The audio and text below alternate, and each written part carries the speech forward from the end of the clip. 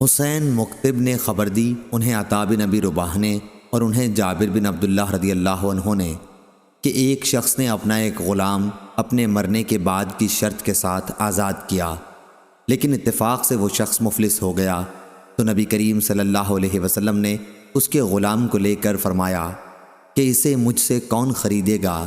اس پر نعیم بن عبداللہ رضی اللہ عنہ نے اسے اتنی قیمت پر خرید لیا، اور آپ صلی اللہ علیہ وسلم نے غلام ان کے حوالے کر دیا۔ صحیح بخاری حدیث نمبر 2141۔ امام مالک نے بیان کیا، ان سے نافع نے اور ان سے عبداللہ بن عمر رضی اللہ عنہ نے کہ نبی کریم صلی اللہ علیہ وسلم نے نجش سے منع فرمایا تھا۔ صحیح بخاری حدیث نمبر 2142۔ امام مالک نے خبر دی، انہیں نافع نے اور انہیں عبداللہ بن عمر رضی اللہ عنہ نے کہ رسول اللہ صلی اللہ علیہ وسلم نے حمل کی بی سے منع فرمایا۔ اس بی کا طریقہ جاہلیت میں رائج تھا۔ ایک شخص ایک اونٹ یا اونٹنی خریدتا اور قیمت دینے کی میعاد پر یہ مقرر کرتا کہ ایک اونٹنی جنے، پھر اس کے پیٹ کی اونٹنی بڑی ہو کر جنے۔ صحیح بخاری حدیث نمبر 2143۔ ابو سعید خدری رضی اللہ عنہ نے خبر دی کہ رسول اللہ صلی اللہ علیہ وسلم نے منابضہ کے بی سے منع فرمایا تھا۔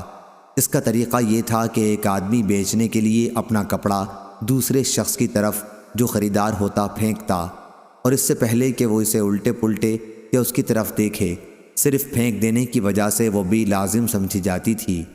اسی طرح حضرت صلی اللہ علیہ وسلم نے بی ملامسہ سے بھی منع فرمایا۔ اس کا یہ طریقہ تھا کہ خریدنا والا کپڑے کو بغیر دیکھے صرف اسے چھو دیتا اور اسی سے بی لازم ہو جاتی تھی۔ اسے بھی دھوکے کی بی قرار دیا گیا۔ صحیح بخاری حدیث نمبر 2144۔ ایوب نے بیان کیا، ان سے محمد بن سیرین نے ان سے ابو ہریرہ رضی اللہ عنہ نے بیان کیا کہ دو طرح کے لباس پہننے منع ہیں، کہ کوئی آدمی ایک ہی کپڑے میں گوٹ مار کر بیٹھے، پھر اسے مونڈھے پر اٹھا کر ڈال لے اور شرمگاہ کھلی رہے، اور دو طرح کی بی سے منع کیا، ایک بی ملامسہ اور دوسری بی منابضہ۔ صحیح بخاری حدیث نمبر 2145۔